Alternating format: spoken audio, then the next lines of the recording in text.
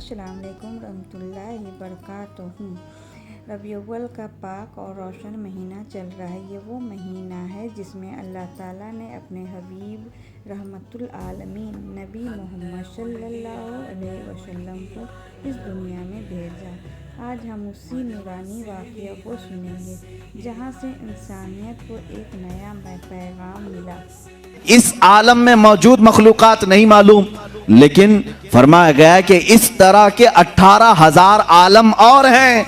उन आलमों के मुतालिक हमें कहाँ मालूम, लेकिन अल्लाह ने अपने इस आखिरी रसूल को सिर्फ इस आलम का रसूल नहीं, सारे 18,000 आलमों का रसूल बनाया है। सारे 18,000 आलमों के वो रसूल हैं। जहां जहां मेरे रब की खुदाई है वहां मेरे रसूल की रिसालत भी है। मेरे आका सल्लल्लाहु ताला अलैहि वसल्लम उनके लिए रसूल हैं।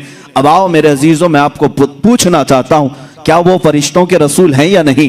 जिब्राइल और मीकाइल और इसराफील और इजराइल के रसूल हैं या नहीं? तमाम मलक आला के रसूल हैं या नहीं? जिन्नात के रसूल हैं या नहीं? तमाम मखलूकात के वो रसूल हैं या नहीं? हर मुसलमान ये कहेगा, अकीदा मेरा भी यही है, वो हर आलम की हर मखलूक के रसूल हैं। अब हमें खुशी किस बात की है? इसी बात की है वो हर आलम की रहमत है। किसी आलम में रह जाते, ये उनकी मेहरबानी है कि ये आलम पसंद आया। जब वो रसूल 18,000 आलमों में से इस आलम को पसंद करके इस आलम में जलवागर हुए, तो क्या खुशियां मनाना इस आलम वालों के लिए फर्ज नहीं है? यही तो मदीने वालों ने पुकार कर कहा था, वजबत शुक्र अलैना मा दआ लिल्लाहि दाई। ये अल्लाह का रसूल जब तक लोगों को बुलाता रहेगा, ऐ लोगों हम सब पर उसका शुक्र वाजिब है। इसलिए अल्लाह का भी शुक्र वाजिब है कि मौला तू कहीं पर भी अपने रसूल को रख सकता, फरिश्तों में रखता, आलम जिन्नात में रखता, आलम नबातात, आलम दीगर आलमों में रखता, लेकिन अल्लाह रब्बुल इज़्ज़त ने इंसानों के आलम में अपने रसूल को भेजा है।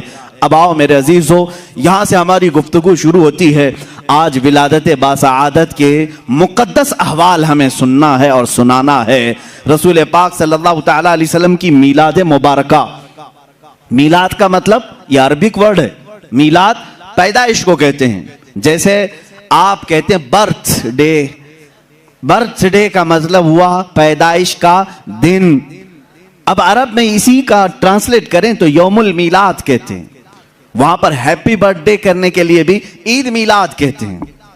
किसी की भी, सिर्फ हुजूर पाक सल्लल्लाहु ताला अलैहि वसल्लम के लिए नहीं, अरब वालों को जा करके आप पूछें, अरब वालों से पूछें, आप एक दूसरे के बर्थडे पे विश कैसे करते हैं? तो कहते हैं ईद मीलादक, तुम्हारी मीलाद की खुशी हो, हैप्पी बर्थडे टू यू।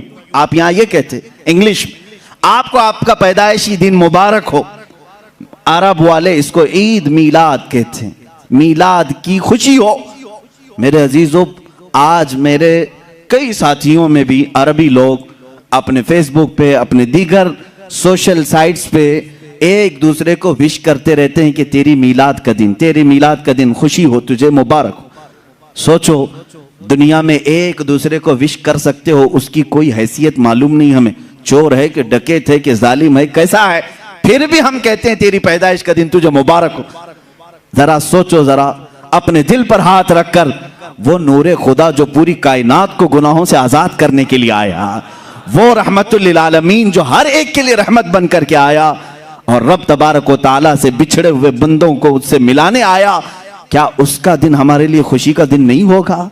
क्या हम अपने रसूल के दिन को, मीलाद के दिन को एक दूसरे के लिए विश नहीं कर सकते? हाँ, यहाँ पर उन लोगों को दलीलों की जरूरत होती है जिन लोगों के दिलों में बुग़्ज़ रसूल पाया जा रहा है, अदावत रसूल है। इसीलिए दलीलें अपनी जगह पर मैं पेश करूंगा। मीलाद मनाने के सबूत क्या हैं, दलाइल क्या हैं? कुरान पाक से भी साबित है मेरे अजीज। कुरान पाक से मैं आपसे पूछूं कि अल्लाह रब्बुल इज़्ज़त ने कुरान पाक में एक आयत नाजिल फरमाई जो ईसा अलैहिस्सलाम के मुतालिक है। उन्होंने दुआ की थी, रब्बना अंजिल अलैना माइदतम मिनस समा तकूनु लना ईदन लिअव्वलिना व आखिरिना। ऐ हमारे रब, आसमान से एक दस्तरखान उतार। तवज्जो चाहता हूं, जिसे दलील चाहिए, आसमान से एक दस्तरखान उतार। ऐ अल्लाह, तू मेरी उम्मत के लिए आसमान से खाने नेमत उतार, और जिस दिन वो दस्तरखान उतरेगा ईसा अलैहिस्सलाम यूं अर्ज करते हैं, तकूनु लना ईदल लिअव्वलिना व आखिरिना, वो दिन हमारे अगलों के लिए भी ईद का होगा, पिछलों के लिए भी ईद का होगा। कौन सा दिन?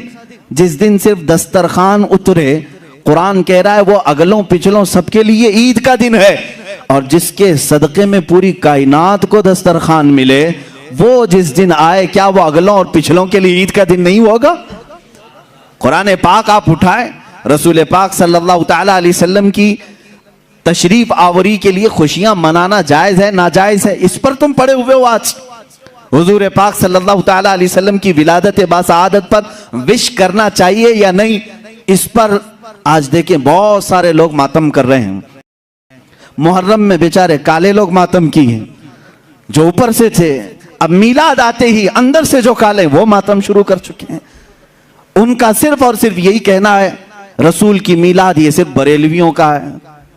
और इसीलिए मैंने शायद कल या परसों कहा था, सुन्नी हो आप सबसे कोई पूछे तो यही कहो, मीलाद मनाना कहां लिखा है? सुन्नियों की किस्मत में लिखा है। ठीक है, यह हमारी किस्मत में लिखा है। कुरान की आयत के जरिए से भी मैं तुम्हें बताता हूं। अल्लाह रब्बुल इज्जत फरमा रहा है, कुल बिफद्लिल्लाहि व बिरहमतिही फबिज़ालिका फलयफ़रहू। 11वें पारे की आयत है। अल्लाह फरमा रहा है, ऐ रसूल आप फरमा दें अपनी उम्मत से।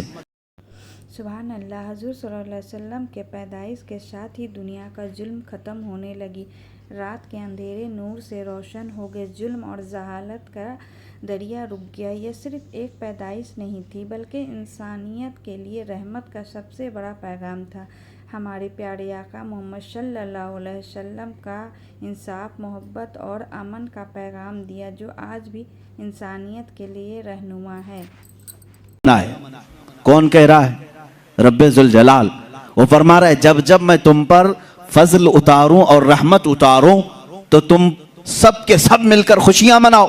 फलयफ़रहू, सब के सब चाहिए कि खुशियां मनाएं। इस सेगे पर, इस लफ्ज पर तवज्जो दें। फिर मैंने पूछा, ए रब्बे जुल जलाल तेरी रहमत है क्या? जब वो उतरे तो हमें खुशियां मनाना चाहिए, तेरी रहमत क्या है? रब ताला ने फरमाया, वमा अरसलनाका इल्ला रहमतल लिल आलमीन। तुझे मालूम नहीं मोहम्मद अरबी सल्लल्लाहु अलैहि वसल्लम को हमने पूरे जहानों के लिए रहमत बनाकर भेजा है। तो जब वो रहमत आए तो चाहिए कि खुशियां मनाएं। अब ये कुरान के हुक्म से है, जिस वक्त तुम पर कोई फजल आए, कोई रहमत आए तो खुशियां मनाना चाहिए। अब मुझे बताओ, रसूल रहमत बनकर आए या नहीं? रसूल रहमत बनकर आए या नहीं? और जिस वक्त रसूल रहमत बनकर के आए हैं तो उनको जो जो रहमत समझता है वो खुशियां भी मनाएगा। और खुशियां कौन नहीं मनाएगा? जिसके लिए वो जहमत हो, जिसके लिए जहमत हो वो खुशियां नहीं मनाएगा। उसको भी शायर ने, आशिक रसूल ने अपने शेर में पिरो करके कहा है, निसार तेरी चहल पहल पर हजारों ईदें रबीउल अव्वल,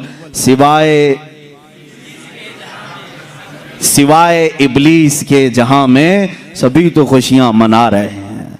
इसलिए कि रिवायात में है, जिस दिन रसूल करीम सल्लल्लाहु अलैहि वसल्लम की विलादत हुई उस दिन शैतान अपने पीछे हाथ मारते हुए चीख मार रहा था और मट्टी उठाकर अपने सर पर मार रहा था और घूम घूम करके चिल्ला रहा था कि मेरी सारी मेहनतें बर्बाद हुई, सारी मेहनतें गारत हो गई।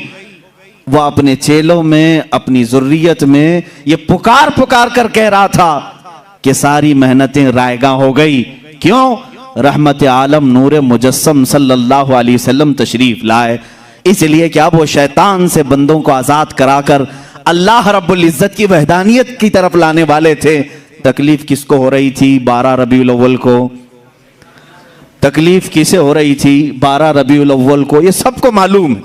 अल्लाह के नबी रबीउल अव्वल का असल तकाजा ये है कि हम सिर्फ जश्न न मनाएं, बल्कि अपने आका सल्लल्लाहु अलैहि वसल्लम की तालीमात पर अमल करें। अल्लाह ताला हमें नबी करीम सल्लल्लाहु अलैहि वसल्लम से सच्ची मोहब्बत नसीब फरमाए। आमीन सुम्मा आमीन।